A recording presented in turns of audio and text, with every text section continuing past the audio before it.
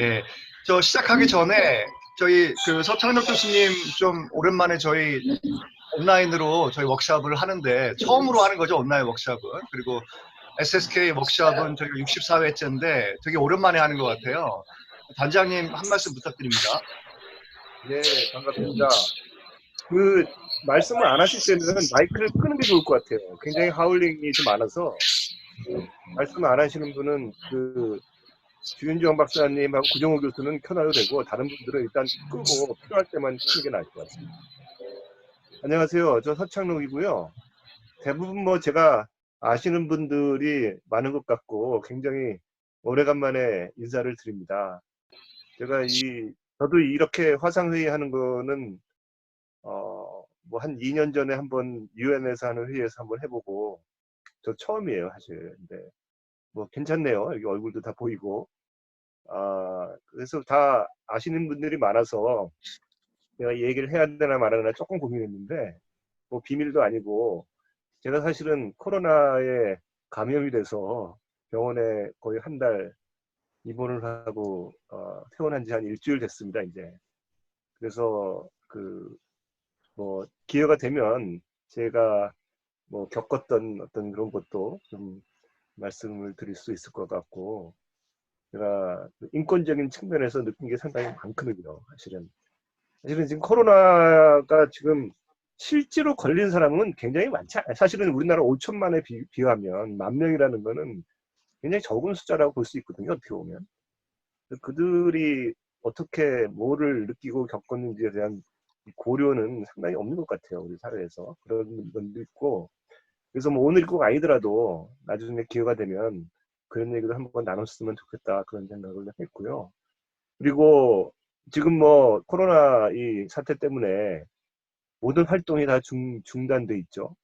제가 하는 휴먼아시아도 그렇고 또 인권학회, 제가 인권학회 회장을 올해 맡고 있는데 사실은 오프라인 미팅을 전혀 못하고 있고, 또 제가 또 뭐 병원에 있었기 때문에 활동을 못한 것도 있고, 사실은 제가 오늘 처음 활동하는 겁니다.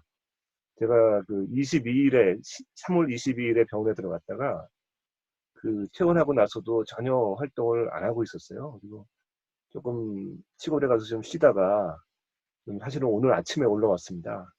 그래서 오늘 첫 번째 제가 하는 그 행사인데 하여간 모두 다 반갑고요. 근데 아무튼 그 앞으로 코로나 사태가 이렇게 언제까지 갈지 모르지만 좀 상당 기간 갈 것 같고, 그래서 인권학회 같은 것도 우리 학자들도 어떤 식으로 그 어떤 연구를 협력을 해서 콜라보레이션을 해서 어떤 방식으로 할지, 이런 식으로 지금 이게 굉장히 좋은 케이스라고 할 수 있는데 그런 방법도 찾아내야 될 것 같고, 또 NGO 활동도 어떻게 해야 되는지 또 새로운 어떤 그런 방법을 찾아내야 할 것 같은 그런 생각이 듭니다. 그리고 아시는 분은 아시겠지만 제가 그 유엔 그 인권이사회 자문위에 활동을 하고 있는데 거기서 그 신기술과 인권이라는 주제로 그 리포트를 지금 쓰고 있습니다. 그 New and Emerging Digital Technologies and Human Rights 그렇게 해서 거기에 이제 지금 현재 온고잉 하기도 하지만 사실은 미래에 다가올 어떤 디지털 사회의 어떤 인권의 문제들, 그런 것들을 이제 지적을 하고, 또 그런 인권을 증진하는 측면도 있고 인권을 이제 해치는 이제 어떤 그런 측면도 있는데, 그런 거에 대해서 유엔 인권 메커니즘이 어떻게 대비를 해야 되는지 그런 거에 대한 리포트를 쓰고 있는데, 이 코로나 사태를 겪으면서 제가 생각하고 있는 미래가 성큼 빨리 다가온 것 같아요. 여러 가지 측면에서. 그래서 어떻게 보면은 뭐 위기가 항상 기회라고, 우리가 이게 기회로 또 인권에 대한 논의도 많이 하고 또 미래에 대한 대비를 빨리 해야 되겠다, 뭐 그런 생각이 좀 들었습니다.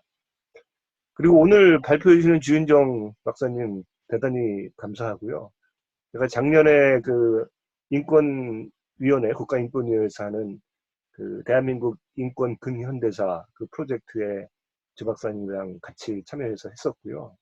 그리고 지금 올해 제가 회장을 맡고 있는 인권학회 연구의사도 맡고 계시고, 아주 그 인권에 대해서 다양한 분야에서 연구도 많이 하시고 이 생각을 굉장히 많이 하시는 분 것 같아요. 그리고 특히 코로나 이 문제에 대해서는 이 사태가 일어나기 전부터 이런 문제에 대해서 관심을 많이 가져서 저희가 이렇게 올해 첫 번째로 또 이렇게 화상회의로 첫 번째로 하는 회의에 조 박사님을 초대하게 돼서 대단히 영광이고 잘 부탁드리겠습니다. 제 인사는 이것으로 마치겠습니다. 감사합니다. 감사합니다.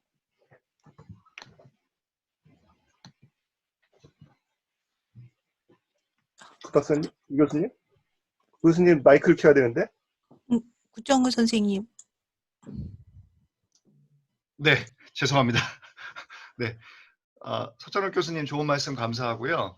뭐 제가 주인정 박사님 소개는 따로 드리지 않아도 이미 지금 저희 단장님께서 잘 말씀을 해주셨기 때문에 바로 시작하시면 될 것 같고요. 저희 뭐 코로나 사태를 저희는 잘 지금 나름대로 대응을 하는 것처럼 보여지고 있고 외국에서도 저희에 대한 긍정적인 평가가 많은데 뭐 그에 못지않게 저희가 좀 돌아봐야 될, 성찰해야 될 그런 부분들이 있는 것 같고, 그 부분의 대표적인 것이 역시 이제 인권 문제인 것 같습니다. 특히 이제 뭐 확진자라던가, 격리자, 가족들, 이런 분들의 인간적 존엄성 문제, 우리가 그분들을 통제의 대상으로만 보는 게 아니냐, 인간 존엄성을 갖는 인간 인격적인 주체로 보고 있느냐, 이런 질문들은 굉장히 중요한 질문인 것 같고요. 그 질문을 포함해서 여러 가지 인권과 관련된 이슈들을 짚어주실 걸로 생각을 합니다. 이번 사태가 인권이라는 그 주제에 던지는 함의에 대해서 말씀해 줄 걸로 제가 기대를 하고 있고요. 주인전 박사님께서 발제를 한 40분 정도 해주시고, 나머지 저희가 질의응답 한 20분 정도 하면서 1시 반경, 뭐 조금 넘을 수도 있겠지만, 뭐 그 정도로 마무리하는 걸로 그렇게 하겠습니다. 그러면 저희 주윤정 박사님께 큰 박수 보내주시기 바랍니다. 안녕하세요. 저 소개받은 주윤정입니다. 이렇게 귀한 자리에서 처음으로 이렇게 발표를 하게 되어서 정말 영광이라고 생각하고요. 초대해 주셔서 진심으로 감사드립니다. 그리고 사실 지금 이 문제가 계속 진행 중이시고 실제로 겪으셨던 선생님도 계시기 때문에 상당히 어떤 이야기를 하기는 조심스럽다라고 생각을 합니다. 왜냐하면은 한국 사회에서 저희가 코로나 문제를 이야기 시작한 게 2월부터 이제 중국에서 우한 문제가 나오면서 했는데 상황이 너무너무 빨리 바뀌고 있어서 제가 2월에 중국 친구들한테 너네 어떡하니? 우리가 뭐 도와줄 거 없니? 이러고 있었는데 3월 되니까 우리가 뭐 도와줄 거 없니? 이러고 중국 친구들이 저한테 연락을 하고 이랬었거든요. 그래서 정말 너무너무 상황들이 급변하고 있기 때문에 뭐라고 정말 얘기하기가 여러 가지 어렵고 상당히 신중하고 조심스러워야 되는 지점들이 많다라고 생각을 합니다. 그렇지만 그럼에도 불구하고 우리가 어떤 인권적 가치, 이 코로나 문제에 대해서 어떤 문제들을 좀 고민을 해봐야 될 것인가. 그리고 제가 특히 주로 한 3가지 지점을 가지고 저는 코로나 문제에 대해서 계속 고민을 해왔었는데요. 하나는 이제 반중이나 현중 낙인의 문제가 있었고, 두 번째는 대남병원 같이 취약계층들의 문제가 있었고, 그리고 세 번째로는 최근에 그런 손목밴드로 인해서 불거진 어떤 자유의 제한을 어디까지 할 것인가, 격리 방역이라는 것이 그냥 모든 방역을 위해 모든 것이 다 허용될 수 있는 것인가, 한 3가지에 대해서 좀 고민을 하면서 여러 활동들을 해왔습니다. 그래서 제가 이런 식의 고민을 하게 된 거는 제가 박사과정 들어가서 공부 시작할 때 한센인 조사로 저는 연구 활동을 시작을 했거든요. 그래서 정근식 선생님께서 사회학과 정근식 선생님 그 한센인 조사 소록도를 쫓아다니면서부터 어떻게 보면 역사사회학적 관점과 그 인권사적 관점에서 연구를 시작했고, 그리고 장애인 연구를 하면서 있었는데, 그리고 최근에는 생태적 관점에서 인간-동물 관계라는 연구를 하고 있어요. 포스트 휴먼적인 관점에서 생태계에 관련된 문제를 보는 것을 수의사들이랑 같이 하는데 이게 한꺼번에 다 터진 거예요. 어떻게 보면 코로나19에 인간-동물 관계의 문제, 그다음에 소수자에 대한 낙인 문제, 장애인들의 문제, 모든 것들이 같이 이렇게 터지는 상황들이 생겼기 때문에 개인적으로 연구해왔던 주제들이 실시간에서 막 변동을 하고 있으니까 관심을 더 가졌던 상황이라고 볼 수 있습니다. 우선 준비한 PPT가 있어서 그리고 PPT를 그 방에 같이 공유를 했거든요. PPT를 제가 화면 공유를 통해서 저기 화면 공유를 통해서 보면서 PPT 통해서 말씀드리겠습니다. 뭐 제목은 인권 넣었다가 생태라는 말 하나 넣고요. 그래서 왜냐하면은 나중에 이제 저희가 좀 얘기를 좀 더 해보긴 해야 됐지만 이것이 사람만의 문제가 아니라 다양한 생명체들이 살아가면서 생기는 문제라는 것들을 좀 같이 고민을 해보면 좋겠습니다. 그리고 목차 우선 설명드리면 팬데믹과 코로나19 바이러스 자체에 대한 거, 그리고 팬데믹의 연표가 어떤 거가 있는지, 한국의 코로나19의 경험, 그리고 팬데믹과 인권에서 제기되는 좀 더 구체적인 문제들, 그리고 거기서 또 나아가서 생각해 봐야 될 것이 무엇인가를 말씀드리겠는데요.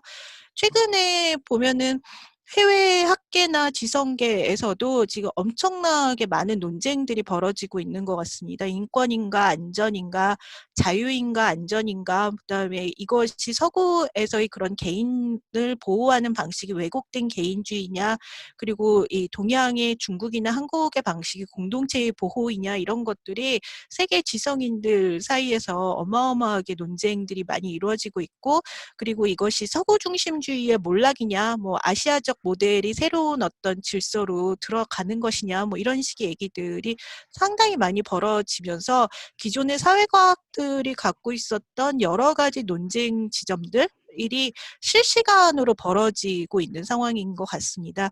그런데 그 전염병 문제나 팬데믹에 대해서 그 인류학자가 쓴 글을 보면은 또 중요하게 얘기해 볼 수 있는 것들이 세계 공중보건정치, 그러니까 WHO 같은 그런 공중보건정치는 평상시에서는 컴패션이라든지 어떤 연대에 의해서 작동을 하지만 그 여기서 이제 얘기하는 게 어펙트, 그러니까 최근에 그냥 감정이 아니라 정동이라고 얘기하는 사람들이 어떻게 감정을 매개로 관계를 맺는 것인가를 정동이라는 말로 많이 쓰는데요. 전염병이 발생할 때는 그 정동이 격리의 방식이나 혹은 혐오, 두려움 이런 식으로 바뀐다. 이런 것들이 계속 다양한 어떤 인권 문제와 논쟁이 제기되고 있는 것 같습니다. 그런데 또 최근에 유엔의 그 사무총장님이 인터뷰하신 것들 이렇게 찾아보면은 팬데믹 상황에서 제기되는 어떤 인권 문제를 이렇게 관념적인 어떤 이론적인 차원의 문제뿐만 아니라 문제 중심적으로 볼 때는 스티그마의 문제, 그 왜냐하면은 이게 그 확진자라든지 그 사람들 미감염자들이라도 이 사람들의 공동체에서 생기는 그런 스티그마의 문제, 그리고 vulnerable 그룹들, 취약한 집단들. 그래서 최근에 보면은 영국 같은 경우나 지금 미국에서도 케어홈, 노인들 요양시설에서의 사망자가 전체 사망자의 50%다. 뭐 이런 식의 얘기들이 계속 많이 나오고 있거든요. 그리고 이제 그 질병 통제 방식이라는 것들이 어떤 인권 기반의 질병 통제 방식이 없었고 굉장히 생의학적 모델, 바이오메디컬 모델이라고 하는데 그것에 기반한 모델인데 그것을 어떻게 보면은 인권 기반 디지즈 컨트롤로 질병 관리 통제 방식으로 바꿀 수 있는 것인가라는 식의 고민, 그 다음에 이후에 발생할 어마어마한 그런 불평등, 그러니까 아까 서창록 선생님께서도 초두에 말씀해 주셨지만 기술 변화라는 것들, 여태까지 4차 산업혁명이 이루어질 것들이 저희가 지금 온라인으로 실시간으로 하듯이 엄청나게 그런 디지털, 사회의 디지털화라든지 그 이전에는 가능하지 않았었던 문제들이 문제들이 이게 굉장히 신속하게 도입이 될 것이고 그것으로 인해서 사회적인 변화가 엄청날 것입니다. 그래서 그렇기 때문에 이 재난 이후에 아프터마스는 어떤 식으로 될 것인가 이런 것들을 고민을 해야 된다라는 얘기를 하고 있는 것 같습니다. 우선 팬데믹과 코로나19 바이러스 전체에 대해 약간 말씀을 드리면요. 그러니까 이거 의료적인 차원에서 보면은 우선 방역 전략에서는 한국의 이제 이게 저기 중앙임상위원회에서 발표한 그런 방역 전략인데 맨 처음에는 원천봉쇄해서 뽑아 없애는 방식, 왜냐하면 감염원이 어디냐에 따라서 이렇게 달라지는 방식이 있고 뭐 이거는 계속 많이 보셨겠지만 이런 식으로 봉우리가 깎아지르게 생기는 것이 아니라 이렇게 완만하게 가야지 의료 수용력에 문제가 생기지 않는다. 왜냐하면은 맨 처음에 코로나 바이러스 맨 처음에 나왔을 때만 해도 저 주변에 있는 분들이라 독감 수준이야. 그냥 뭐 걸려도 그냥 나으면 되겠지. 이러고서 좀 가볍게 생각을 했었거든요. 그런데 사실은 왜냐하면은 그걸 생각했던 게 치명률이 사실 그렇게 높지는 않다. 기존의 사스나 메르스에 비교해 봤을 때 이 전염병이 갖고 있는 치명률 자체가 그렇게 높지 않기 때문에 어차피 지금 중국에서 나오는 사망자 같은 경우도 80대 이상이 대부분이거든요. 한국의 질병관리본부의 통계를 봐도. 그래서 어떻게 보면은 사람들이 이렇게 이 부분에 대해서 이렇게 심각하게 생각을 의료 쪽에 있는 분들도 그랬었던 것 같습니다. 그런데 문제가 감염 전염력이 너무 높기 때문에 이게 계속 일상적인 공간에서 아주 짧은 접촉을 했을 때도 전염력이 너무 높아서 재생산 지수라고 하는데 그것이 상당히 높은 상황이기 때문에 의료 수용력에 한계가 생겨서 실제 질병으로 인한 치명률과 다르게 그 보건의료 체계가 붕괴가 되기 때문에 미국이나 이탈리아 같은 상황에서는 어마어마하게 사망자가 많이 나오고 있는 상황이거든요. 그래서 신종전염병이라는 것들이 정말 무서운 이유 중에 하나는 백신이 없고 치료제가 없기 때문에 사람들이 이 위험을 컨트롤할 수 있는 방식이 없는 거죠. 그래서 그러니까 우리나라에서 한동안 그 멕시코 돼지독감이라고 해서 신종플루가 들어왔을 때는 저희가 치료약이 타미플루가 있었잖아요. 그래서 타미플루로 대부분 다 신종플루들을 치료를 했는데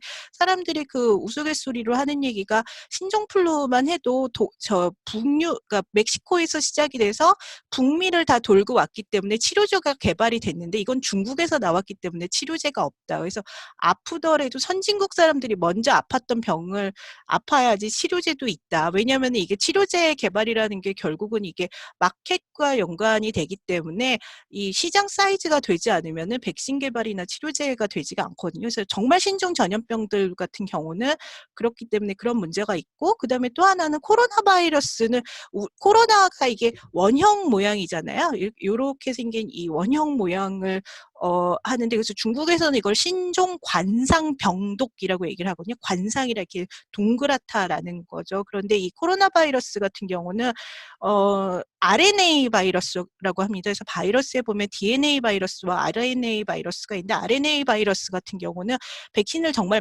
형태가 이렇게 고정되어 있지가 않았고 실 모양이 돼가지고 백신을 만들기가 어렵다라고 합니다. 그래서 전염병에 대한 대응은 이 바이러스의 성격, 전염병이 갖고 있는 성격에 따라서 사실 질병의 성격 자체에 따라서 너무 달라지는데 코로나 바이러스 같은 경우는 감염력이 굉장히 높고 재생산 지수가 높고 호흡기 질환이다. 그러니까 다른 뭐 HIV 바이러스 같은 경우는 성적인 접촉이나 혈액을 통해서 접촉이 되기 때문에 그런데 호흡기 질환 같은 경우는 누구나 정말 걸릴 수 있는 그러니까 가장 그 최근에 미국에서 가장 많이 나오고 계시는 파우치 박사님 말씀하시는 거 들어봐도 가장 겁나는 모든 그런 팬데믹 중에 겁나는 거 호흡기 질환이다라고 얘기를 하거든요. 그리고 이런 후유증 이런 문제들이 있기 때문에 바이러스에 대해서는 여러 가지 질병에 대한 이해 자체도 굉장히 중요한 것 같습니다. 그리고 또 중요한 문제 중에 하나가 최근에 등장하는 특히 1980년대 이후에 등장하는 신종 감염병의 75%가 인수공통 전염병이라고 합니다. 그래서 맨 처음에는 바이러스가 동물을 숙주로 해서 있었다가 그것이 다른 동물, 그러니까 지금 보면은 사스, 메르스, HIV, 에볼라 이 다 박쥐에서 건너온 거거든요. 다양한 종류의 박쥐들에서 이렇게 건너오는데 직접 사람한테 넘어오는 것이 아니라 다른 어떤 메르스 같은 경우는 낙타가 매개가 돼서 들어오는 것이고 지금 코로나 같은 경우는 어떤 동물을 통해서 매개로 들어오는지 모릅니다. 그래서 동물에서 사람으로 스피로버가 일어나고 그다음에 이렇게 글로벌리 이렇게 확 퍼질 수 있는 거는 전 세계적으로 세계화로 인해서 워낙에 그 연결이 강하기 때문에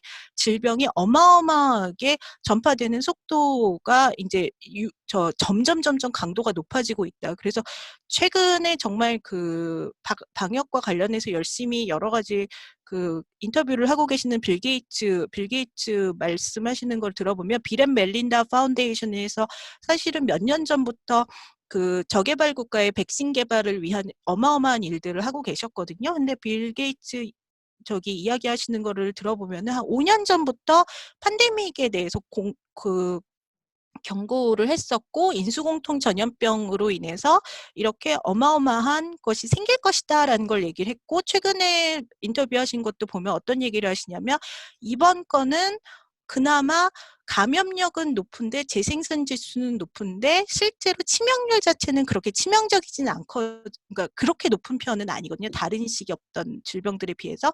그런데 환자가 너무 많아지니까 의료 체계가 붕괴돼서 발생을 하는데, 다음에 넥스트 싱의 경우에는 훨씬 더 엄청난 치명률을 갖고 있는 게 올지 모르니 이때 대비를 잘해야 된다라는 얘기를 하고 있었습니다. 그래서 원래 학자들은 자기네가 하는 그 위험을 부풀려서 이렇게 굉장히 그 과도하게 부풀려서 그걸로 먹고 사는 경향이 있긴 하지만, 전반적으로 전 세계적으로 인수공통 전염병과 그로 인한 신종 전염병의 증가 추세라는 거는 대부분의 보건학자들이나 연구자들이 지적을 하고 있는 것 같습니다. 그리고 뭐 전 세계적으로 팬데믹이 이제 계속 있었는데 20세기에서 가장 중요했던 거는 스페인 독감이잖아요. 1918년부터 1919년까지 있었던 그 스페인, 그 지금도 보면은 그 팬데믹의 상황에 대해서 예측을 하는데 스페인 독감 얘기를 하고 있고요. 그래서 제가 최근에 뭐 이렇게 팬데믹 역사 이런 거 찾다 보니까 새롭게 알게 됐는데, 막스 베버, 저희 사회학의 아버지 막스 베버 같은 경우도 1920년에 사망을 했는데 그때 감기로 죽었다라고 이렇게 나왔었는데, 그게 찾아보니까 스페인 독감 4차 웨이브 때 그걸로 죽은 거라고 하더라고요. 그래서 그때 20세기 초반의 지식인들이 상당히 스페인 독감으로 사망했던 사람들이 많다. 그래서 계속해서 어떤 그 팬데믹들이 발생을 하고 있는데, 세계의 연결 강도와 그 어떤 지구화와 이런 것으로 인해서 그 피해는 훨씬 어마어마하게 커지고 있다라고 볼 수가 있을 것 같습니다. 그리고 코로나19가 어떻게 됐는지 최근의 일이지만 한번 쫙 생각을 해보면, 중국과 세계와 한국에서 봤을 때 12월에는 알 수 없는 폐렴이 우한에서 돌고 있었다고 하고, 리원량이라는 사람이 SNS를 통해서 처음 알렸었고, 그리고 1월에 이제 설날 기점으로 시작을 해갖고 중국의 우한 도시를 봉쇄를 하기 시작했죠. 그래서 우리나라에서도 한 1월 20일경에 환자가 등장을 했고, 이 당시에 정말 반중과 혐오와 그 중국인에 대한 입국 반대라는 그 사회적인 분위기가 엄청났던 것 같습니다. 그래서 2월에 보면 중국에서 우한 사망자 급증했었고, 그리고 이탈리아 문제 발생했고, 한국에서는 이때만 해도 제가 2월 19일 아시아연구소에서 토론할 때만 해도 우리 문제 아니고 그냥 우리 중국을 너무 미워하지 말자라는 차원으로 사람들이 얘기를 하고 있었는데, 신천지에 그 31번 환자가 나오면서 환자가 급증하고 그러면서 분위기가 2월 중순부터 확 바뀌기 시작을 했던 것 같습니다. 그리고 3월에 이제 중국은 오히려 상황들이 나아져가지고 신규 확진자 축소됐고, 지금도 보면은 매일매일 나오는 환자는 거의 해외 유입자 위주이지 신규 발생은 거의 없다고 하고, 그런데 이탈리아라든지 전 서유럽으로 퍼지면서 후 WHO에서 팬데믹을 선언을 하게 되는 것 같습니다. 그리고 한국에서 이제 여러 가지 집중 방역을 했었던 것 같고요. 그리고 이제 중국은 거의 뭐 봉쇄 해제하고 일상으로 복귀하고 학교도 하기 시작을 했다고 하고, 전 세계는 이제 미국이나 영국이나는 사망자가 이제 점점 늘고 있는 상태인데, 한국에서는 또 다른 문제들이 제기되고 있는 것 같습니다. 요거는 그냥 간단하게 나중에 그냥 참고해 보시면 될 텐데요. 이거는 존스 홉킨스 대학에서 관련 자료를 가장 많이 모아놓고 있거든요. 그래서 미국의 확진자가 몇 명이고, 그 다음에 사망자가 몇 명이고, 그 다음에 치명률이 몇 명 어느 정도 되는지, 그 다음에 아까 서창록 선생님 말씀해 주셨듯이 확진 환자는 한 10,000명 정도에서, 이게 오늘 아침에 질병관리본부에서 데이터를 본 건데요. 그리고 사망은 234명, 그래서 치명률은 2.1%라서 전 세계적으로 봤을 때 치명률 자체로만 보면은 한국은 그냥 굉장히 잘 선방을 하고 있는 상황이다라는 거는 객관적으로 볼 수가 있을 것 같습니다. 그래서 확진자 숫자가 전체 그 환자 숫자를 하는 게 아니라서, 어떤 나라들에서는 랜덤 샘플링 방식으로, 그 독일도 그거를 시작하려고 한다고 하는 것 같은데요. 어떤 지역을 랜덤 샘플링으로 해서 전체 그 유병률이 얼마인지를 조사를 하려고 하는 것들을 아이슬란드도 일부 시도를 했고, 이제 테스트를 굉장히 광범위하게 하는 것들을 하고 있는 것 같습니다. 그런데 이제 그런 어떤 질병의 수치의 문제도 있지만, 결국은 이제 한국에서는 굉장히 집중적인 테스팅과 그리고 집중적 테스팅을 해서 격리를 시키는 그런 사회적 대응을 하면서 지금 이 문제를 해결하고 있는데요. 근데 정말 이 전염병이 생기고 나서 제가 같이 연구하는 수의대 교수나 뭐 이런 분들이랑 말을 할 때 우리가 할 수 있는 건 사람 격리랑 그냥 개인 위생 힘쓰는 것밖에 없다. 아무리 과학이 발전을 했어도 정말 인간이 너무 무력하거나 그냥 전통적으로 과거에 했었던 방식들을 그냥 계속할 수밖에 없다라는 식의 이야기들을 계속 해왔는데요. 근데 이거는 원래는 장애인들이 어떻게 사회에서 배제되어 있고 통합되어 갔느냐라는 걸 그리는 그 모델인데 제가 이거를 어떻게 보면은 좀 한국의 그런 방역 모델과 사회적 대응을 이 그림을 가지고 한번 설명을 해볼 수 있지 않을까 해서 한번 그려봤습니다. 그래서 빨간색이 확진자고 만약에 노란색이 자가격리자고 파란색이 완치자라고 한다면 어떻게 보면은 한국에서는 이 특정한 곳에 확진자와 자가격리자와 완치자를 완전히 이렇게 이 격리를 시켜서 공동체 속에서 배제시키는 거죠. 그러니까 그 서유럽에서는 어떻게 보면은 그것이 기술이 없어서라든지 프라이버시에 문제가 있어서일 수도 있지만 어쨌든 공동체 안에서 같이 아프고 그다음에 그 사람들을 격리를 시키기도 하지만 사실 한국처럼 이렇게 극단적인 방식으로까지 격리를 하진 않고 있거든요. 그러니까 하지 않느냐 아니면 못하느냐에 대한 논쟁이 있을 수 있긴 하겠지만 어쨌든 같이 도시 자체가 봉쇄되어 있기 때문에 그것이 더 효율적인 방식이라고 보는 건 아니지만 같이 봉쇄되어 있고 같이 이렇게 공동체가 겪어내고 있다라는 식의 좀 문제를 그렇게 보는 시각이 있는 것 같습니다. 근데 한국에서는 굉장히 광범위하게 테스팅을 하고 굉장히 타겟화돼서 격리를 하고 있는 거죠. 그래서 최근에 나오는 것들 보면은 빅데이터 기반해서 딱 이렇게 뽑아내가지고 사람들을 격리를 하고 있는데 그 상황에서 생기는 문제가 어떻게 보면은 굉장히 이것이 소수의 문제로 인식이 되고 있는 것 같아요. 그래서 이 코로나19 바이러스에 감염되신 분들은 기본적으로 환자고 아픈 분들인데 이분들을 어떻게 치료하고 이분들이 어떻게 이렇게 그래도 건강을 회복할 수 있는 것인가라는 그런 관심도 있긴 하지만 사실은 확진자는 아니죠. 정확하게 얘기하면은 확진자와 접촉한 사람들의 소수의 일탈 행동을 가지고 이런 행동들이 우리한테 굉장히 위험하다. 어떻게 보면은 질병을 약간은 준범죄화하는 그런 메커니즘, 낙인의 방식과 준범죄화하는 통제 메커니즘들이 같이 작동을 하게 되는 것에는 어떻게 보면은 우리가 이 질병을 이겨내고 있는 싸우는 그런 방식 자체의 차이에서 등장하는 것도 있지 않을까. 그래서 저는 좀 그렇게 생각을 하거든요. 그러니까 확진자 그리고 확진자와 접촉했었던 여러분들의 희생으로 인해서 그분들이 일상을 포기하고 그렇게 자가격리라는 것들을 준수함으로써 대다수의 사람들은 자유를 획득하고 그래도 비교적 굉장히 일상적인 활동을 할 수 있는데 그 부분에 대한 좀 충분한 어떤 인정과 존중이 없는 것이 굉장히 아쉽다라는 그런 생각을 좀 하고 있습니다. 그래서 요렇게 우리가 어떻게 격리를 하고 있는 것인가라는 것들에 대해서 좀 명확하게 생각을 해봐야지 될 것 같고요. 그리고 확진자라든지 이런 분들은 페이션트, 환자의 역할인 것인지 이분들이 어떤 사회에 어떤 문제를 야기하는 그런 소수의 집단이다라는 식의 시각은 좀 굉장히 조심해야 되지 않을까 생각을 합니다.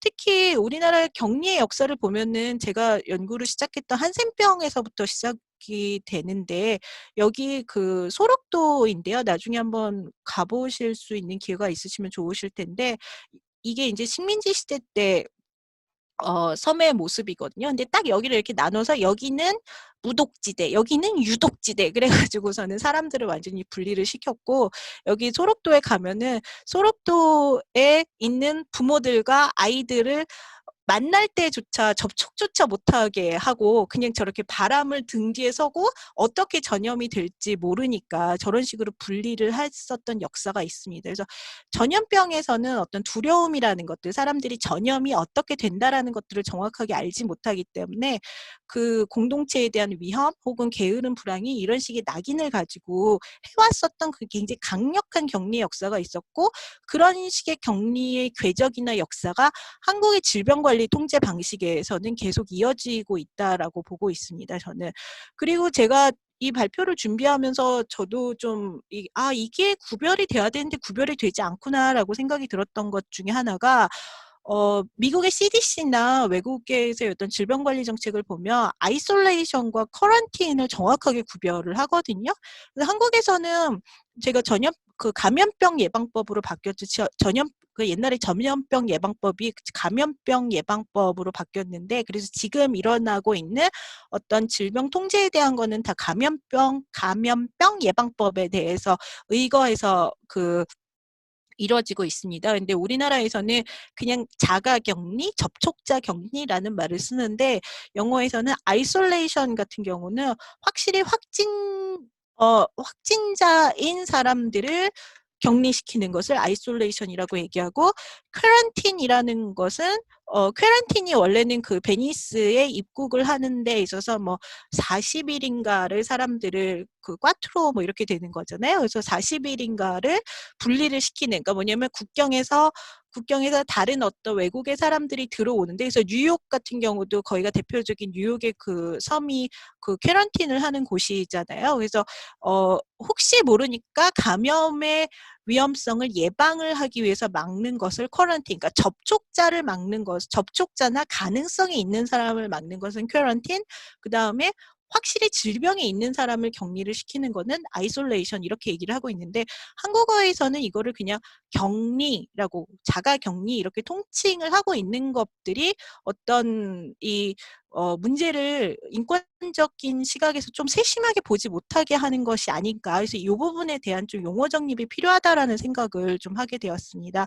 그리고 팬데믹과 인권의 이슈들을 살펴보면 가장 어떻게 보면은 중요한 것은 건강권, 이렇게 엄청난 아웃브레이크가 발생을 했을 때 사람을 살리는 게 사실은 무엇보다 중요할 테고요. 그래서 그것이 인권 문제에 대해서 연구를 하게 될 때는 아마 이렇게 사람을 살리는 데 있어서 가장 효과적인 체계가 무엇이었는가, 무엇이 없던 제도가 어떤 그런 전략이라는 것들이 이 효과적으로 사람들을 살릴 수 있었는 것인가라는 식의 논의들이 이어질 것으로 생각이 됩니다. 그래서 그리고 여기서 보면은 여러 가지 변수들, 그러니까 국제 비교 같은 걸 지금 여기 보면은 옥스퍼드 대학교에서 옥스퍼드 거버먼트 리스폰스 투 트래커라고 해서 여기 사이트에 들어가면은 데이터들을 다 올리고 있는데요.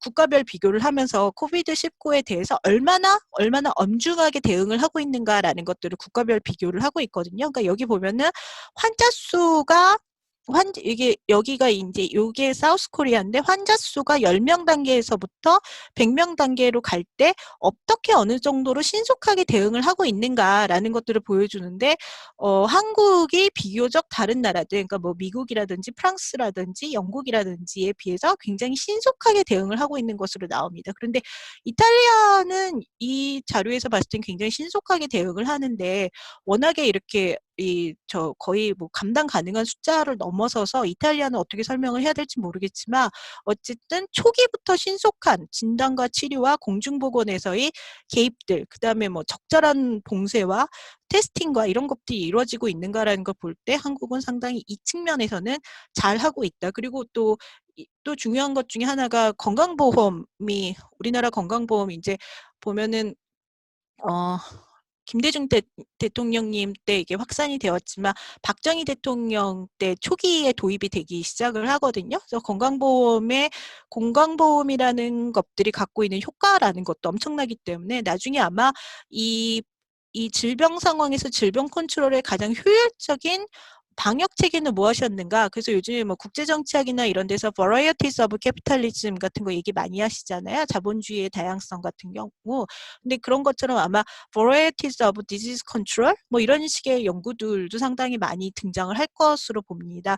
그리고 건강권의 문제에서 또 두 번째로 고민해야 될 게 취약계층. 아까 그 인권 그 유엔의 사무총장님이 말씀하신 것처럼 vulnerable 집단의 문제들이 있는데 그 실제로 감염이 되는 것과 사실은 가장 그 사회에서 치명적인 문제들이 나타나는 건 사망으로 이어지느냐의 문제인 거죠. 근데 취약계층, 취약집단의 문제가 있습니다. 우리나라에서도 보면은 그 질병관리본부에서 보면은 집단 발병이 2032명으로서 19%에 가깝고 신천지가 48%, 신천지 분들이 워낙에 많아서 그런데 신천지도 어떤 측면에서 보면은 굉장히 뭐 복잡한 논의가 있긴 하겠지만 취약한 집단들의 집단 감염이라고 볼 수 있는 지점도 있을 것 같습니다. 그리고 대남병원이라든지 정신병원 수용자들이 초기에 어마어마하게 열악한 상황에 있으면서 정신병원에서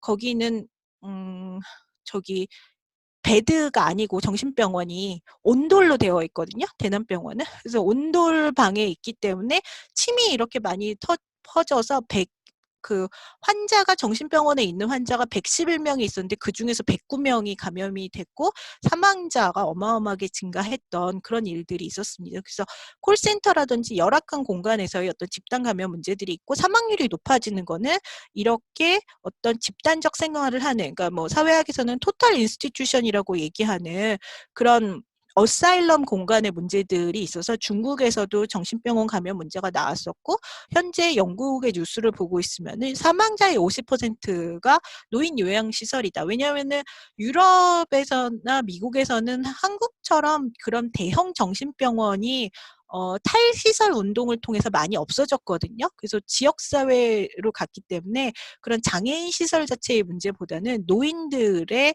수용시설 문제들이 있어서 그런 문제들이 계속 발생을 하고 있는 것 같습니다. 그리고 또 중요한 것이 질병 상황에서의 낙인 문제가 있는데 현중 문제, 그다음에 신천지, 그리고 자가격리자, 그리고 완치자에 대한 어떤 낙인들 같은 게 있는 것 같습니다. 그래서 피해자로 보는 시각보다는 어떻게 보면은 이 환자들을 일종의 가해자 혹은 준범죄자 하면서 손목밴드 논의까지 진행을 하는데요. 이런 어떤 전염병 발생의 낙인 기제에 대해서는 인제 사회학에서는 고프만의 얘기한 어떤 스티그마라든지 그리고 메리 더글라스라는 인류학자가 얘기한 그 오염에 대한 두려움으로 인해서 사람들이 접촉을 피하는 것들에 대한 것들이 있습니다. 그래서 이거는 페스코 솔리도라는 사람이 스티그마 연구를 쫙 정리를 하면서 그린 건데 개인적 차원에서 스티그마가 어떻게 작동하는지, 커뮤니티 차원에서 스티그마가 어떻게 작동하는지, 그리고 그것이 질병의 성격이 그러니까 스티그마 연구에서 가장 중요한 게 가시적인지 비가시적인지 이 스티그마를 감출 수 있는지 감출 수 없는 건지 그리고 이것이 전파가 가능한 것인지 안 가능한 것인지에 따라서 이렇게 스티그마 작동하는 방식이 달라질 수 있다라는 연구가 있고요. 이것이 의료사회학, 의료인류학이랑 연결이 돼서 해외에서는 스티그마 관련된 연구들이 굉장히 많이 이루어지고 있는 것 같습니다. 그래서 지금도 이따가 다시 보여드리긴 하겠지만 미국 CDC에서도 이게 질병 문제로만 볼 것이 아니라 질병에 대한 스티그마를 우리가 디지즈 컨트롤 차원에서 어떻게 해결해야 될 것인가 굉장히 체계화된 어떤 그 스티그마와 관련해서는 스케일까지 개발이 되어 있어서 의료의 어떤 문제로서 보는 차원들이 있습니다. 그래서 어떻게 보면은 이런 스티그마들이 발생하는 거는 위기가 발생할 때 사회에서는 지속적으로 내부와 외부의 경계를 선명하게 만들려고 하고 그리고 거기에는 어떤 집단들 간의 해묵은 적대와 미운정이 켜켜이 쌓여 있거든요. 우리가 중국 사회에 대해서도 그렇고 그러니까 그 사회가 갖고 있었던 기존의 반감이 이런 경계가 확장이 되면서 트리거가 되면서 단절의 힘이 강하게 작용을 하는 그런 상황에서 인종주의도 등장을 하고 신천지 문제도 신천지가 굉장히 이상한 유사 종교 집단의 성격이 있지만 그 신천지에 들어가는 사람들이 아주 그 20대나 굉장히 취약한 비정규 노동에 있는 그런 여성들이 많다라는 것을 봤을 때 우리가 이것을 어떻게 보면 혐오의 문제로도 좀 이해해야 될 것이 있지 않을까. 신천지 종교 자체가 갖고 있는 문제, 중국 사회가 갖고 있는 권위적인 통제의 문제와 그 사람들의 문제와 그리고 거기서 전염병에 감염된 사람들의 문제는 분리해서 봐야 되는데 우리가 한 가지 이미지로 다 뭉쳐서 보고 있다라는 그런 생각을 하고 있습니다. 그리고 최근에 제가 정말 너무 이렇게 보면서 '아 이렇게까지 하고 있는데 왜 사회에서 문제 제기를 안 하지?'라는 생각을 하는 것 중에 하나가 이 전염병 통제 상황에서 발생하는 어떤 프라이버시와 자유의 제한의 문제가 있는데요. 이거는 코로나19 역학조사 지원 시스템이라고요. 건설교통부 맞죠? 건설교통부에서 만들었다고 너무너무너무 지난주에 자랑을 하면서 만들었었던 건데 여기에 보시면요. 이 확진자의 그 우리나라가 물론 이제 테스팅을 굉장히 많이 하고 사람들의 동선을 철저하게 파악을 해서 그 재감염률을 낮췄잖아요. 그래서 저희가 방역에 성공을 했지만 그 과정에서 그 역학조사를 하는데 어느 정도의 데이터까지 동원되느냐 하면은 국내 이동통신 전화사, 그다음에 국내 카드사 뭐 18개 업체들에서 이거가 다 빅데이터로 연결이 돼 가지고서는 이 사람의 확진자 위치, 감염 네트워크 정보, 역학조사와 관리가 다 되는 거래요. 그래서 이게 원래 아마 보니까 건설교통부에서 이전에 갖고 있었던 스마트시티 프로젝트를 갖고 있었는데 이거를 아마 별로 이렇게 스마트시티가 요즘에 도시정책하는 사람들 사이에서 그거 굳이 왜 뭐 돈은 많이 들고 하는 뭐 쓸데없는데 뭐 약간 이런 느낌도 있었다고 들었거든요. 그런데 요번에 이거를 이렇게 확 밀어붙인 것 같아요. 건설교통부에서. 그래서 이 질병관리본부에 요 스마트시티에서 개발했었던 거를 역학조사 데이터랑 얹혀가지고선 했는데 10분 내에 감염자, 확진자의 모든 그런 동선 정보가 다 파악이 돼서 그 다른 확진자 정보와 같이 결합이 되어서 누구와 접촉이 됐는지를 10분 만에 파악이 된다라고 하거든요. 근데 저는 이거 보고선요. 정말 너무 무서웠어요. 이거는 이거는 이거는 누구나 다 우리 전 국민의 모든 시민의 동선과 개인정보를 10분이면은 다 털 수 있다는 건데 이거에 대해서 왜 시민사회가 문제 제기를 안 하고 있는지 저는 좀 잘 모르겠지만 어쨌든 스마트시티 역학조사 시스템을 활용을 해 가지고 하고 있고 그리고 이거는 인제 그래도 뭐 보안을 위해서 사설 VPN을 활용을 해 가지고 이거를 하고 있다고 하더라고요. 그래서 이걸로 인해서 기존의 역학조사관들이 굉장히 막 엄청나게 막 하루 종일 걸렸어야지 되는 역학조사가 10분 만에 끝난다. 그렇기 때문에 3월 중순 이후부터 이거를 본격적으로 도입을 해 가지고 실시를 하고 있다고 하는데 이 문제는 아까 서창록 선생님께서도 말씀하셨지만 디지털 사회에서의 어떤 정보 인권 문제에서 정말 어떤 중요한 주제가 되지 않을까 싶습니다. 그리고 실제로 또 문제가 발생을 했던 것 중에 하나는 코로나 자가격리자들을 손목밴드를 채운다라고 해 가지고 시민사회에서 반대 성명도 나오고 여러 의견들이 있었는데요. 근데 그때 그 손목밴드 착용에 관련돼서 얘기가 나왔을 때 사람들이 그러니까 저와 같이 대화를 하던 사람들이 놀랐던 거는 아니 손목밴드를 채운다는 거를 어떻게 80%가 동의를 해? 진짜 그 정도로 동의해? 라고 사람들이 그거를 좀 약간 되게 당황스러워했었거든요. 근데 왜냐하면은 그 자가격리자들 같은 경우는 이제 제가 이거 코로나19 관련해서 경향신문에 썼던 칼럼에서 가져왔는데요. 자가격리자인 51,836명 중에 무단 이탈로 사법 처리가 진행되는 사람은 75명이라서 0.14%의 일탈적 행위로 인해서 대다수의 사람들한테 손목밴드를 채우겠다라는 얘기를 정치권과 그 행정부에서 하고 있었거든요. 그런데 실제로 그래서 그 설문조사가 굉장히 리얼미터에서 했었던 김어준 방송에 나왔던 리얼미터 설문조사가 있었는데요. 제가 이거를 이 설문지를 찾아보고 정말 너무 깜짝 놀랐어요. 이 설문지에 그러니까 우리는 손목밴드 착용을 국민이 80%가 찬성한다.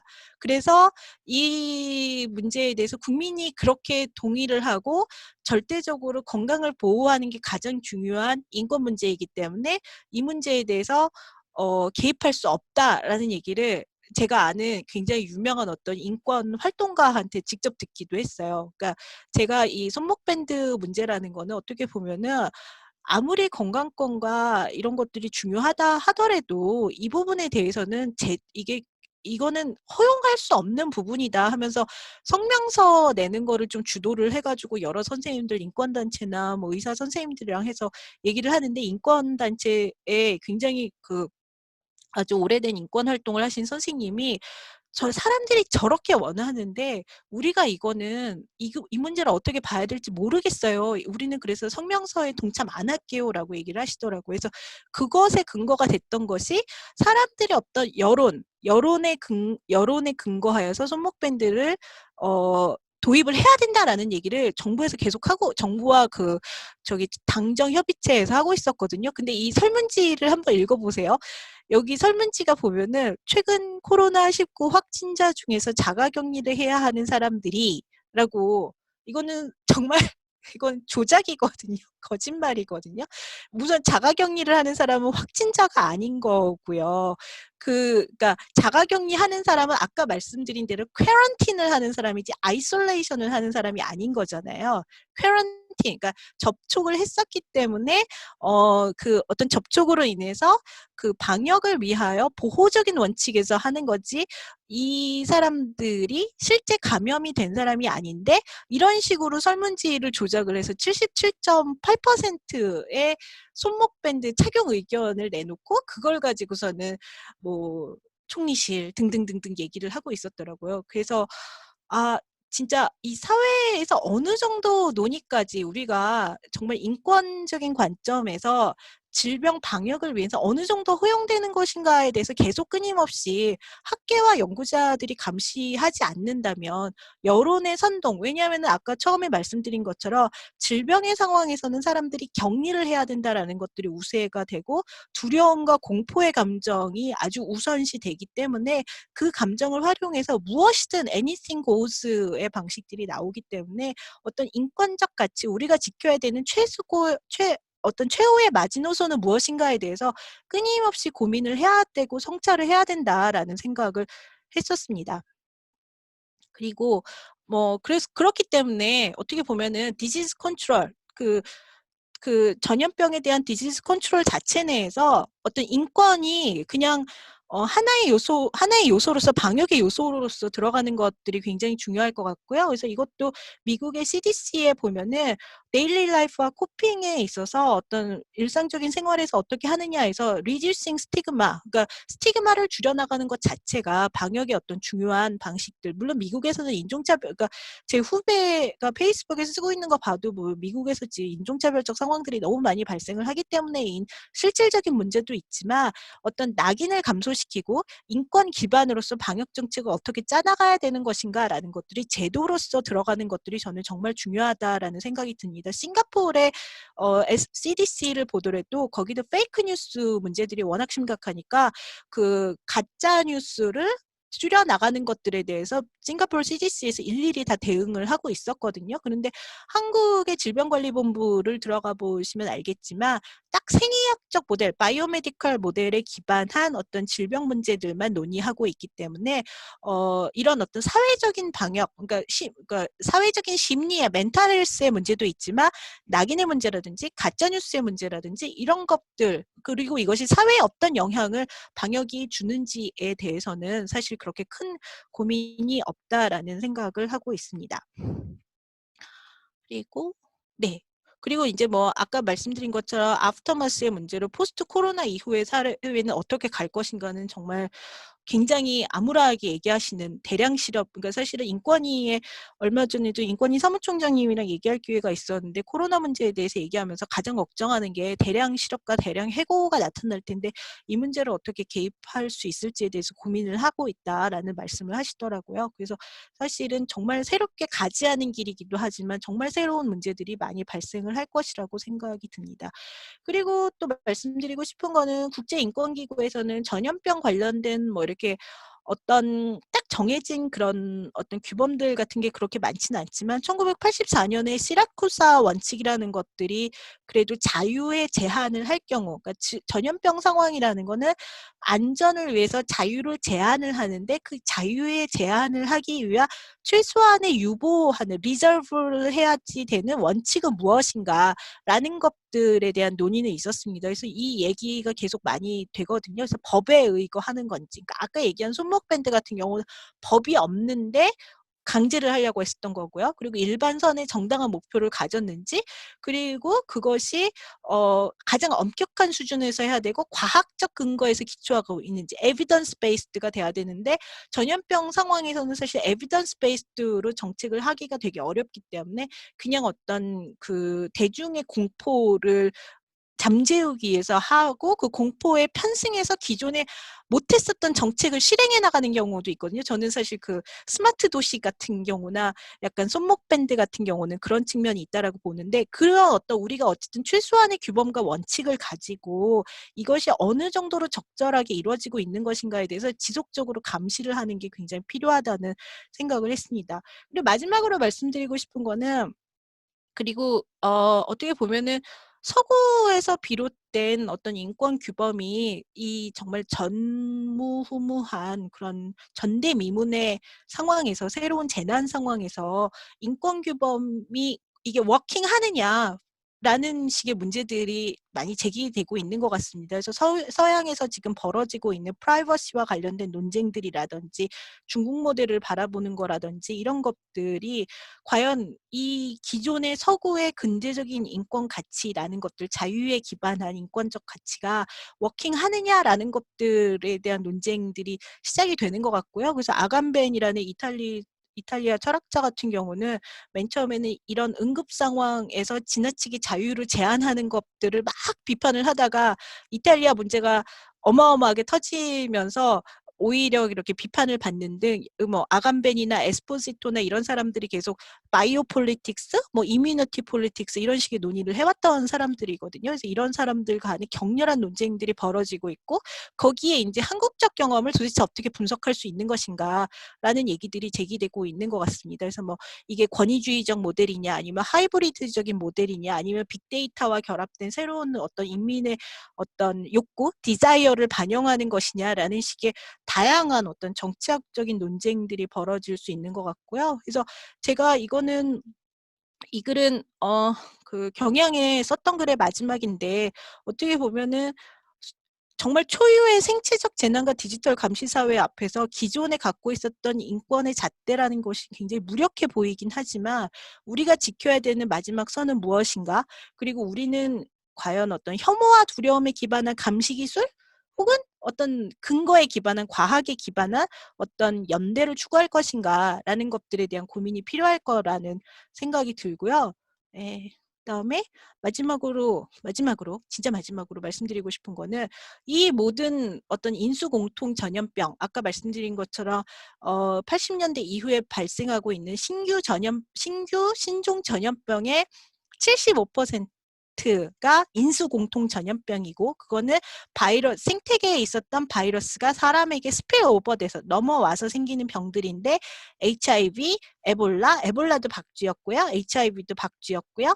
사스도 그렇고요. 그다음 메르스도 그렇고요. AI 같은 경우도 치명적인 치명률을 갖고 있는 모든 전염병들이 다 인수공통 전염병인데 이런 것들이 등장을 하는 것은 결국 생태계가 너무 파괴가 돼서 기존에는 인간과 동물과 생태와 어느 정도 거리를 유지하고 살았지만 동물이 더 이상 갈 데가 없어져서 이 바이러스가 사람에게 넘어오는 것이다. 그래서 이 책에 데이빗 쿼먼이라는 사람이 쓴 거 보면 어떤 동물종이라도 새로운 숙주가 될 수가 있지만 호모사피엔스인 경우가 가장 많은 게 가장 심하게 그들의 생태계를 침범하기 때문에 우리가 숙주가 될 수밖에 없다라는 얘기를 하고 있습니다. 그래서 어떻게 보면은 앞으로 우리가 인권에서 정말 근본적으로 고민을 해야 될 것을 여태까지 만들어 놓은 어떤 인간의 권리라는 것을 생태계와의 공존의 차원으로서 에콜로지컬 트랜스포메이션에서 어떻게 고민할 수 있을 것인가라는 것, 그리고 그것을 규범으로 만들고 실제로 워킹할 수 있는 어떤 정책적 차원으로 만드는 것인가에 대한 어떤 고민까지, 근본적인 차원까지 고민을 해야 되지 않을까라는 그런 생각을 하고 있습니다. 이상입니다. 감사합니다. 아, 감사합니다. 아주 감동적으로 들었습니다. 감사합니다. 이상입니다. 정말로 감동적으로 들었고요. 그리고 이게 이 온라인으로 하는 게 상당히 장점이 많네. 왜요? 말씀을 들을 수 있지만 그 사이에 또 경향신문 칼럼도 확인할 수 찾아보시고요. 있고, 네, 멀티가 가능합니다.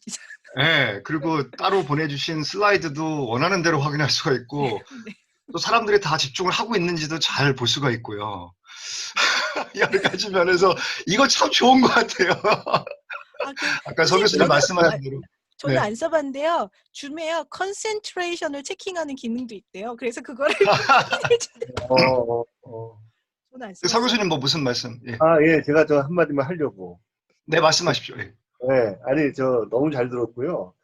네, 말씀 들으면서, 제가 코로나 감염돼서 겪었던 거랑 관련해서 조금 말씀드리면 훨씬 도움이 될 것 같다는 생각이 들어서 제가 좀 말씀을 드리려고 그래요. 간단하게.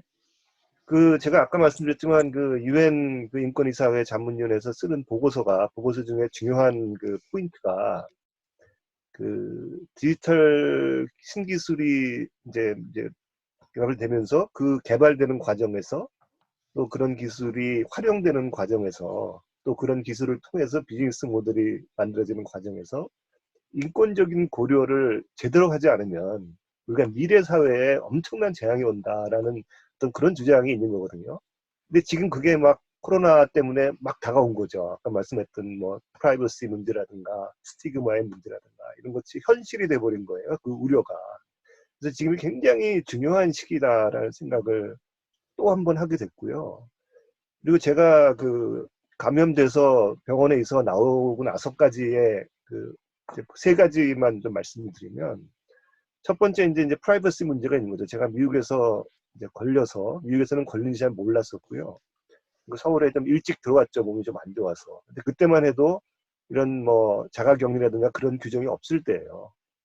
그럼에도 불구하고 이게 이제 감염이 되면, 혹시 감염이 됐으면, 저는 그 퍼센테이지를 한 5%밖에 생각을 안 했어요, 사실은. 제가 한 3일 정도 좀 아팠는데 그렇게 심하게 아프지 않았고 거기서는. 그럼에도 불구하고 하여간 뭐 마스크 쓰고 비행기에서 조심하고 이제 들어와서 제가 바로 이제 공항에서 병원으로 가서 이제 검사를 받고, 그리고 그때 이제 저희 부모님이 되게 안 계셔서 제가 부모님 댁으로 갔어요. 우리 집에 가지 않고.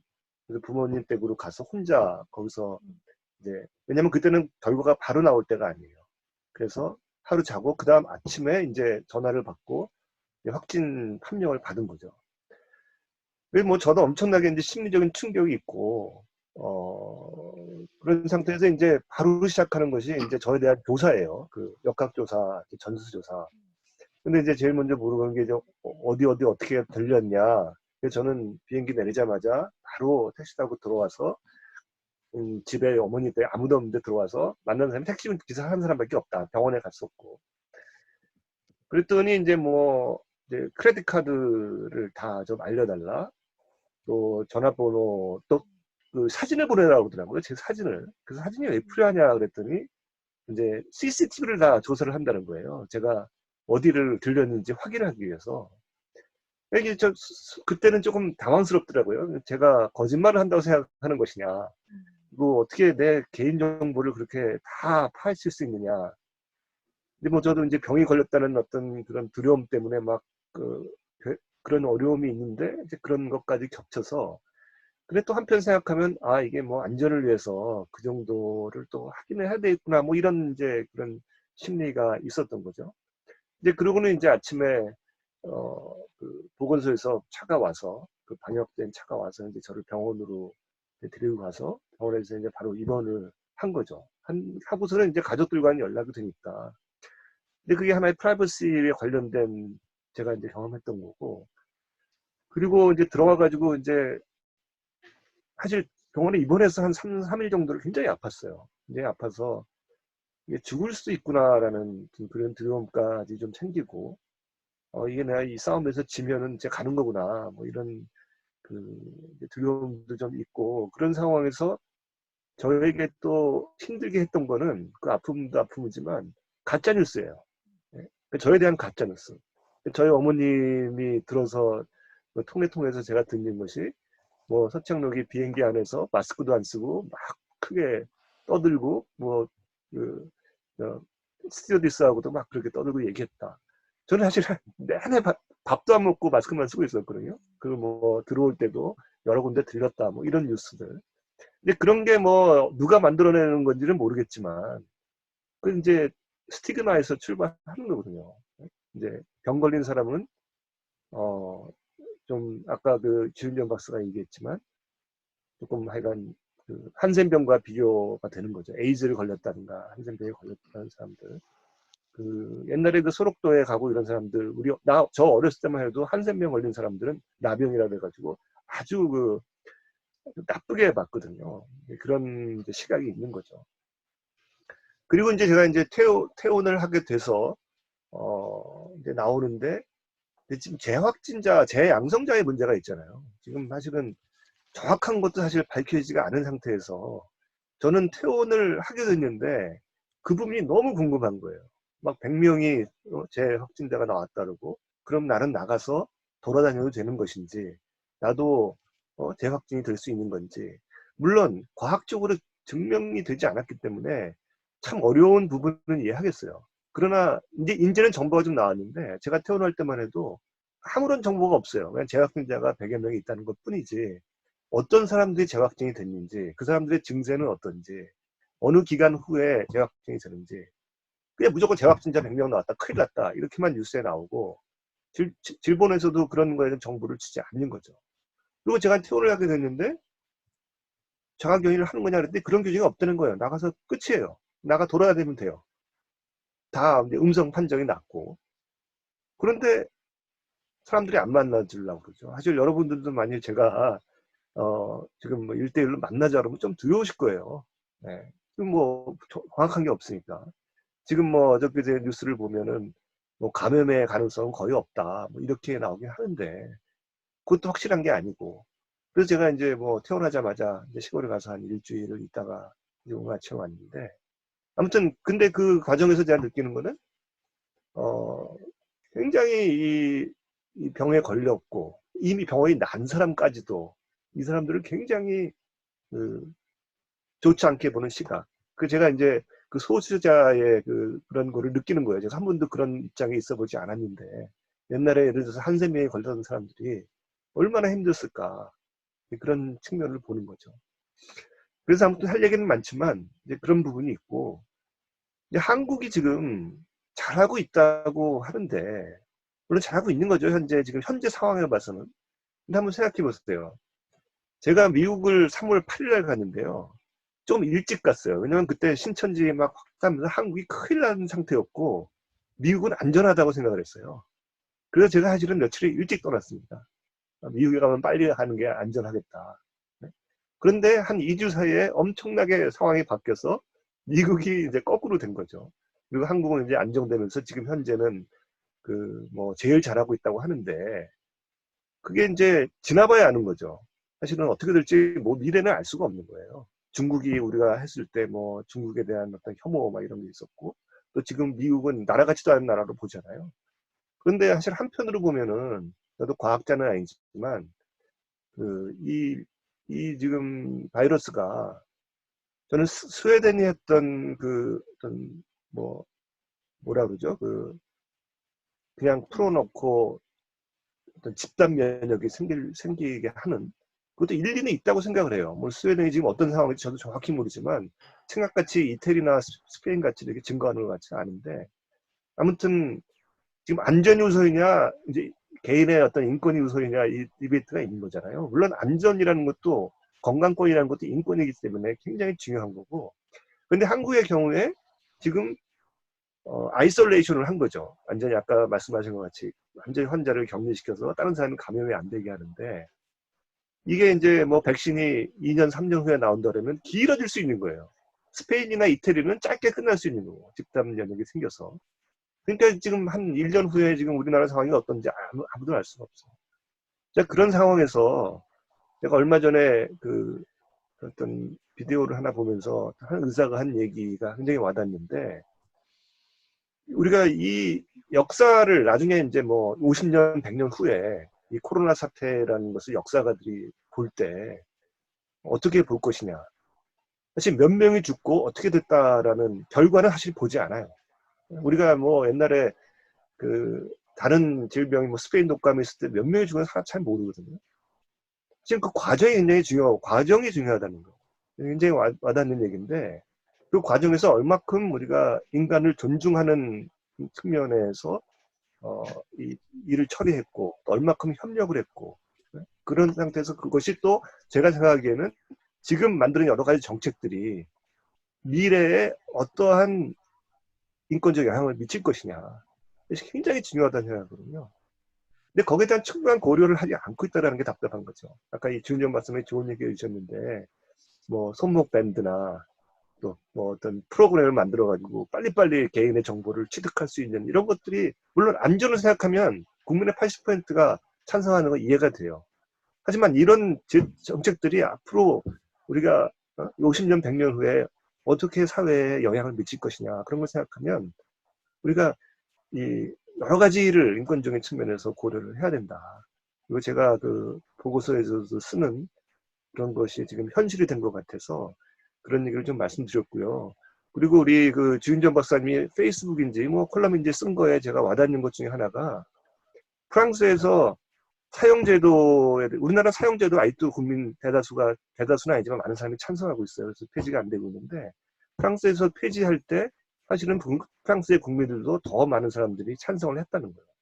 그런데 정부에서 주도해서 폐지를 했고 폐지하고 나서 여론이 돌아섰다라는 그런 제가 말씀을 들었는데 그 어떤 어떤 정부의 어떤 정치권의 역할이라는 게 그런 게 있는 거죠. 국민이 뭐 80%가 찬성한다고 안 한다. 이렇게 해서는 또 안 되는 부분이 있고 그런데 지금 우리 사회에서 그 인권의 고려를 충분히 하고 있지 않은 것 같아서 또 우리가 더 할 역할이 있다. 그런 생각을 좀 해서 말씀을 드렸습니다. 감사합니다.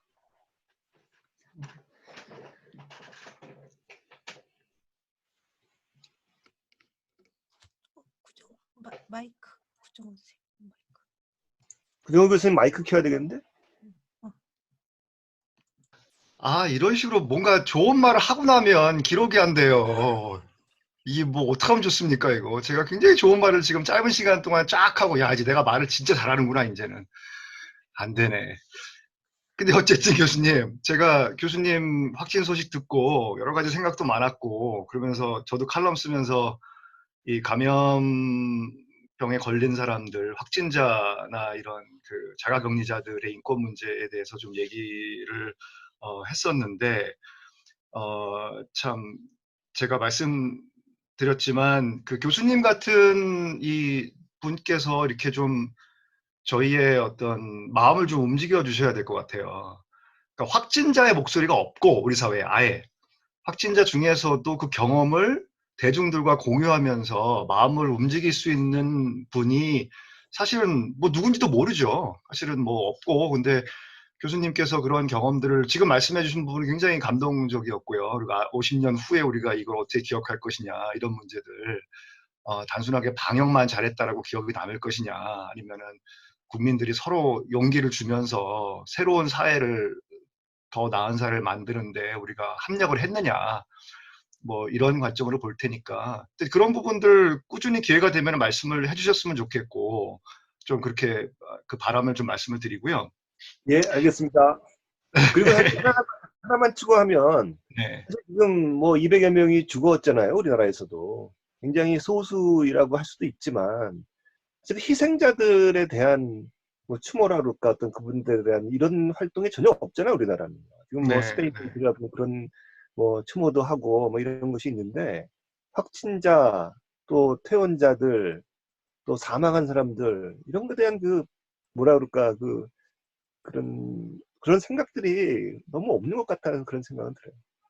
예, 그 수고했어요. 뭐 일종의 머머리어 같은 거라던가 뭐 이런 것들도 필요할 수가 있고, 하여튼 우리가 이 집단적인 기억을 잘 보존하고 후속 세대를 위해서 사용하는 그런 어떤 문화적인 교육적인 그런 기회들을 만들어야 되겠다, 이런 말씀이셨던 것 같고요. 오늘 그 말씀은 저희가 이 인권의 관점에서 이 팬데믹 위기를 좀 짚어달라고 말씀을 요청을 드렸었는데, 그 취지에 잘 맞게 굉장히 말씀을 잘 해주신 것 같아요. 그러니까 몇 곡지로 나눠가지고 핵심을 잘 짚어주셨는데, 뭐 취약 집단 건강 불평등 문제 말씀해 주셨고, 첫 번째로. 두 번째 이제 낙인 문제 말씀해 주셨고, 세 번째로 이제 프라이버시 자유의 제한 문제도 말씀을 해 주셨고요. 그리고 이제 그 뒷부분에서 특히 이제 취약계층 말씀하시면서 사실은 이게 건강 불평등 문제이기도 하지만은 계층 불평등 문제하고 직결되는 문제이기 때문에 지금 가시화가 되고 있죠. 근데 조망을 많이 못 받고 있는데, 그러니까 미국 같은 경우에도 지금 현재 최근 한두 주 사이에 2,300만 명 정도가 그 보험 신청을 했다고 그래요. 그 인슈런스 실업보험이죠. 실업보험을 신청했다라고 하고 있고. 근데 문제는 뭐냐면 여기는 일자리를 잃는 순간 의료보험이 없어져요.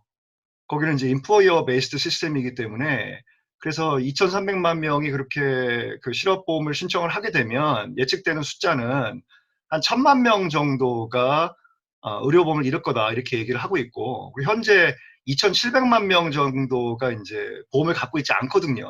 미국에서. 그러니까 소위 그 uninsured라고 하는. 그렇게 따지면은 뭐 한 3,700만 명, 거의 4천만 명 가까운 사람이 이제 의료보험이 없어서 이 목숨을 위협받는 상황이 될 수가 있고, 이거는 굉장히 계층 불평등 문제랑 직결되는 문제, 또 건강 불평등 문제랑 또 연결되기도 하지만, 그래서 그 부분도 중요한 부분 잘 짚어주신 것 같고요.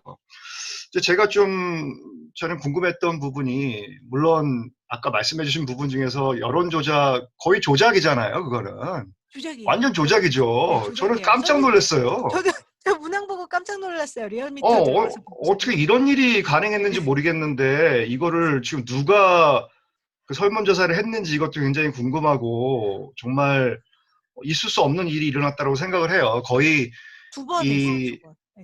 네. 이거는 앞에다가 그냥 의도를 완전히